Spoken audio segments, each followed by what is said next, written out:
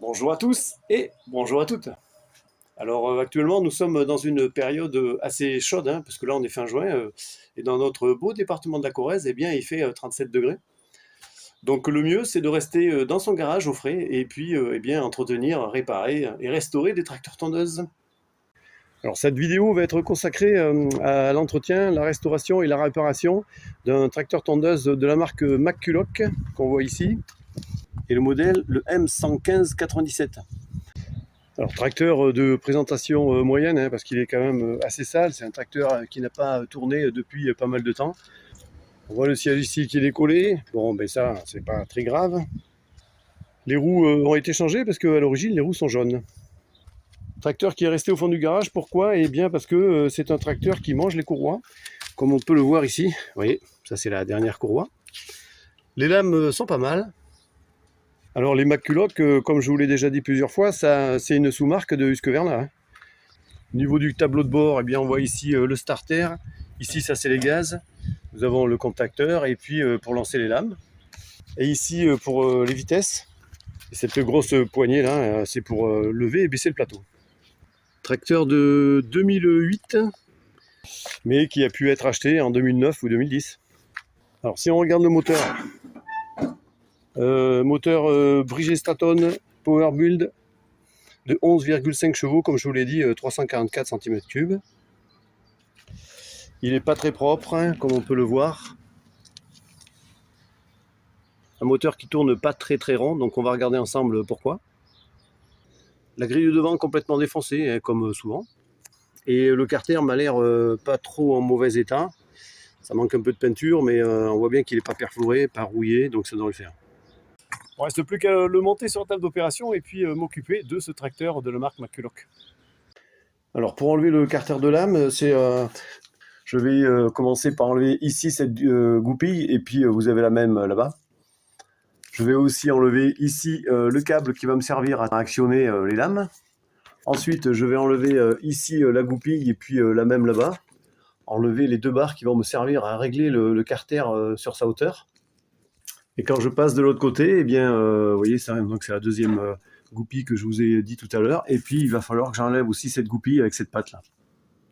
Et bien sûr, il vous faudra enlever la courroie, mais bon, mais là, elle a cassé, donc là, c'est fait. Et pour enlever ici le câble qui va lancer les lames, eh bien, vous avez une goupille, là, vous voyez, sur la poulie. Et après avoir enlevé les 5 goupilles et le câble, c'est un carter qui vient tout seul. Je vais le mettre de côté et puis je m'en occuper après. Et pendant que la vidange se fait, eh bien, je vais enlever ici le cache moteur là, pour accéder à mon carburateur. Filtre à air, c'est le petit modèle. Et on voit que il y a longtemps qu'il n'a pas été changé. J'enlève ces 4 vis et le capot s'enlève tout seul. Faites attention parce que des fois, il y a des capots moteurs qui ont une vis ici. Là. Mais celui-là, il n'y en a pas. Alors là, on peut voir que nous avons une bobine vraiment très oxydée. Vous voyez. Et quand je regarde le carré magnétique, eh bien, c'est pareil. Hein. Lui aussi, il est bien oxydé. Donc au niveau de l'allumage, ça ne doit pas être terrible. Hein. Alors pour la bougie, bon, la bougie, elle est calaminée, mais elle m'a pas l'air trop vieille. Mais comme je ne sais pas depuis combien de temps elle est montée sur ce moteur, je préfère la changer.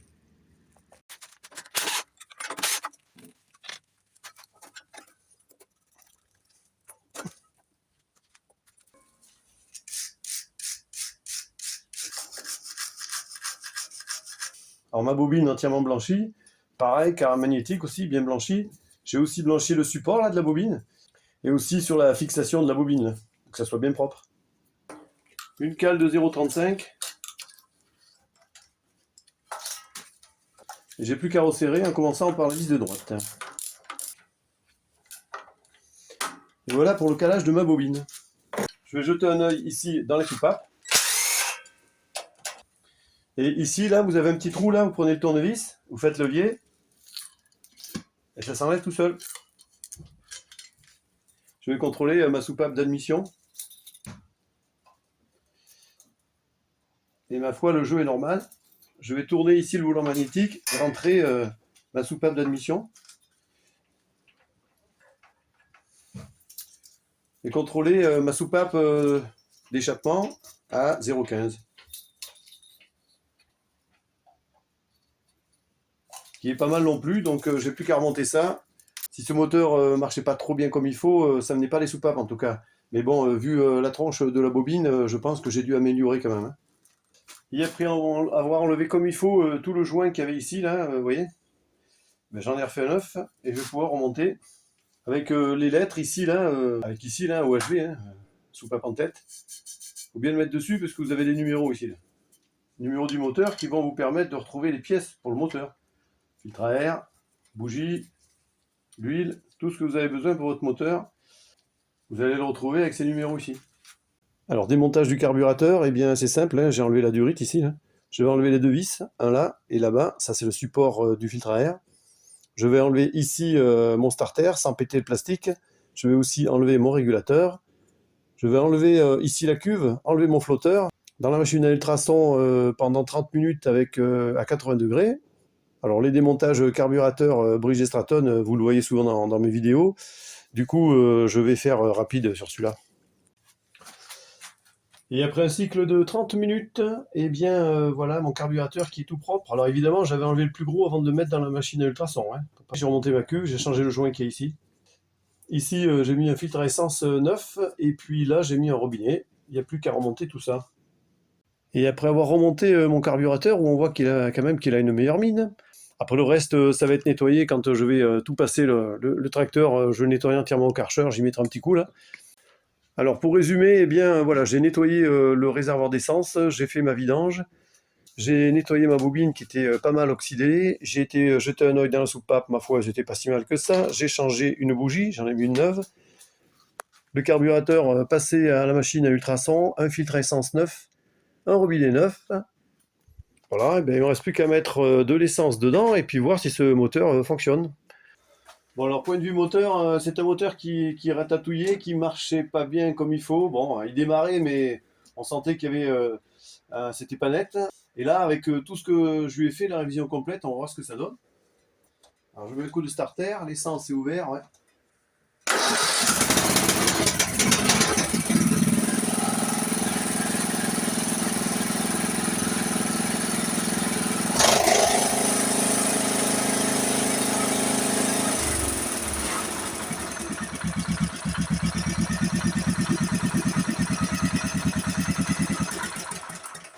Alors, comme on peut le voir, eh bien, c'est un moteur maintenant qui marche comme il faut, qui fonctionne bien. Alors, il tenait mal le ralenti, c'était pas net au niveau accélération à plein régime, mais je pense que ça venait de la bobine, parce que la bobine était vraiment très oxydée. J'ai mis aussi une bougie neuve, peut-être que ça y a fait aussi, mais en tout cas, ce moteur fonctionne très bien. Il y a juste un petit problème, c'est qu'il tient pas bien le ralenti, donc bah, je vais juste régler avec la vis de ralenti. Après l'avoir nettoyé, eh bien voilà ce que ça donne, hein. Donc on voit que c'est même beaucoup plus propre, hein. Le réservoir il est nickel, hein, le bouchon d'huile, le moteur est propre. J'ai bien tout dégraissé dessous, j'ai mis un petit coup de peinture sur l'avant, là, sur le châssis. L'échappement, c'est ok. Le cache-culbuteur, c'est pareil, hein, un petit coup de peinture gris-argent, là. Voilà, au niveau du carburateur moteur, hein, comme on a vu par rapport au début, cette fois-ci, il est nickel, il est propre, j'ai plus qu'à remettre le capot. Remettre le capot, rien de compliqué, il a ces deux accroches ici, là. On le met dedans, on le ferme, on ressoulève pour bien emboîter. Le capot a été poliché, donc pour la partie avant, c'est fini. Alors pour l'arrière, eh bien voilà, j'ai mis du scotch sur des autocollants, j'ai poncé les endroits oxydés, un coup de Scotch Brite sur tout l'arrière là pour rayer un peu le brillant, pour que la peinture accroche, un coup de peinture noire et ça devrait faire voilà, ça devrait faire propre. Alors là pour le siège qui était complètement décollé, voilà, donc j'ai mis moi en silicone, c'est du silicone de pare-brise, une mousse dessus. Là j'ai mis une sangle, elle a passé toute la nuit et normalement, et là normalement ça devrait être tout recollé de partout, donc ça va le faire.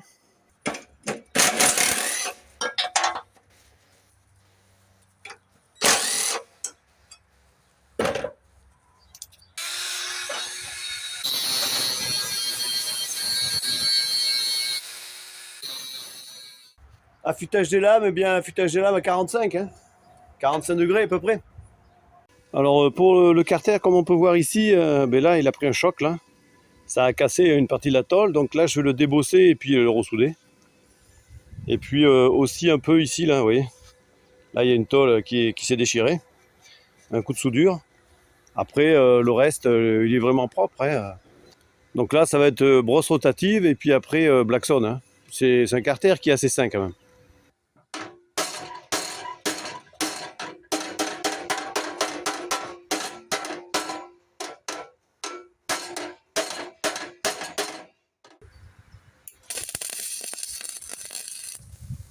Je refais mes soudures là où c'est qu'il y avait des petites déchirures, là. Ici, là, là. Un petit chouïa ici. J'ai renforcé aussi les pattes à l'intérieur, hein. Je les ai ressoudées à l'intérieur. Et puis la bande là qui était arrachée là sur à peu près 10 cm. Et après avoir mis le coup de brosse, bien partout là, brosse rotative, et bien j'ai mis un coup de Blackson. Un petit coup de peinture sur les lames pour faire joli. Parce que comme on peut le voir, elles sont nickel ces lames, hein. Et là, vous avez une petite poignée là. Je trouve bien pratique parce que vous voyez, on peut aller dans les coins là. C'est pas mal cette petite poignée là. Toujours pareil, merci à ceux qui ont fait un don. Voilà, j'ai acheté ça avec.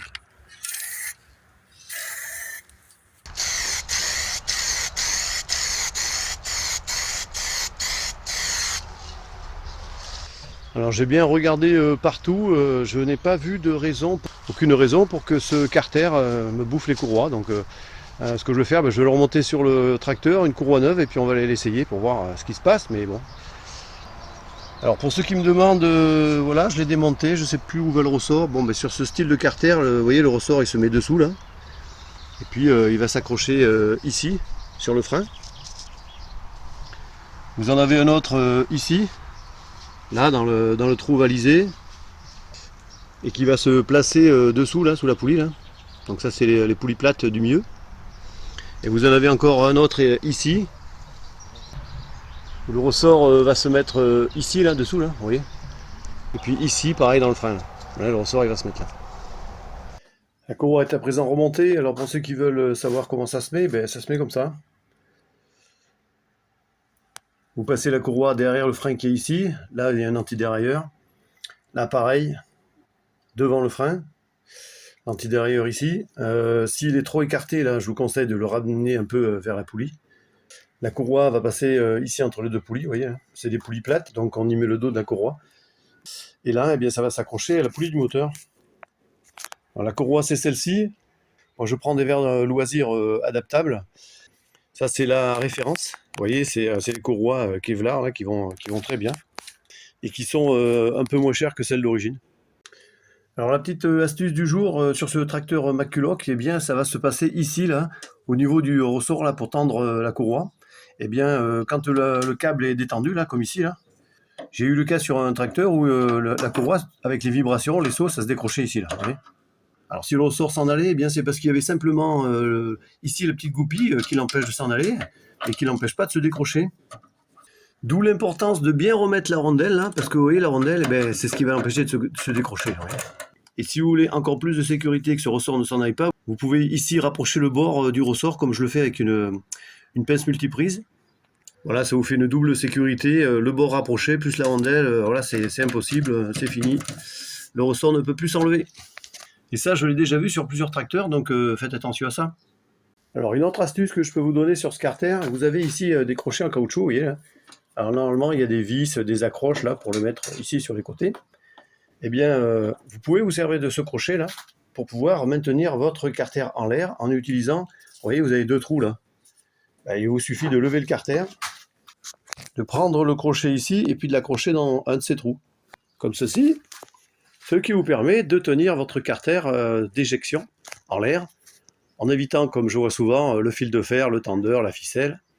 Voilà, c'est quand même beaucoup plus facile et pratique. Alors, petit souci sur mon carter, là. J'ai voulu le régler comme je fais d'habitude avec mes 2,5 cm devant, là.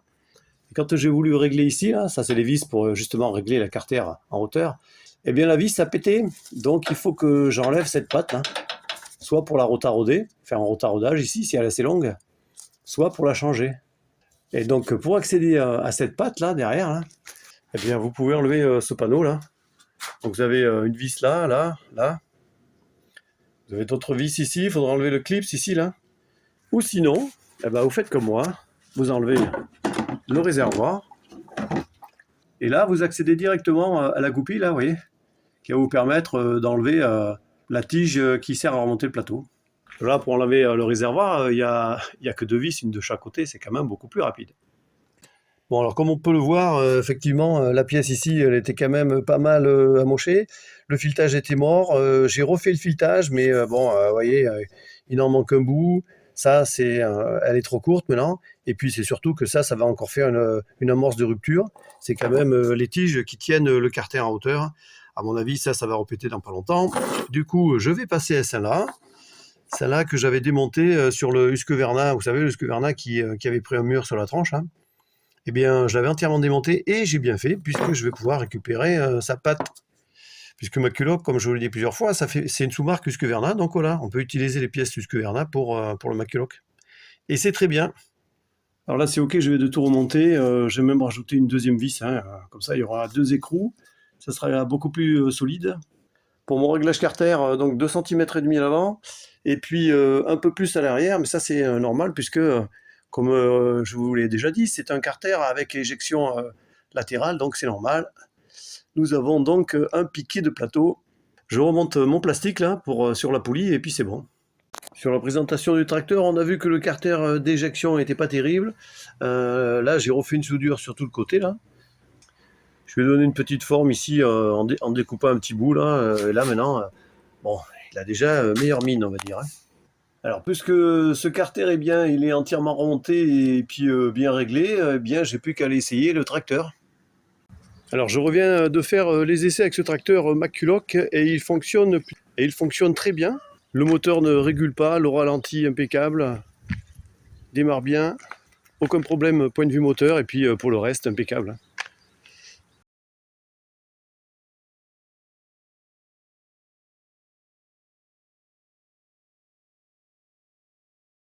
Donc la remise en route, l'entretien et la restauration de ce tracteur, eh bien, c'est à présent terminé. Il est tout beau, tout neuf. Et il va repartir chez Bruno.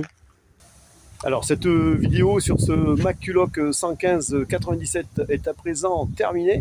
J'espère qu'elle vous aura plu. N'hésitez pas de partager, n'hésitez pas à liker, n'hésitez pas aussi à vous abonner si ce n'est déjà fait. Vous retrouverez sur ma chaîne des dizaines et des dizaines de vidéos consacrées aux tracteurs tondeuses qui vous donnent tout un tas d'astuces de combines pour l'entretien, la réparation et la restauration de vos tracteurs tondeuses. Je remercie ceux qui ont cliqué sur le petit onglet merci avec un cœur là et qui ont fait un don. Quoi qu'il soit, ça m'aide toujours. Et il ne me reste plus qu'à vous donner rendez-vous pour une prochaine vidéo. À bientôt.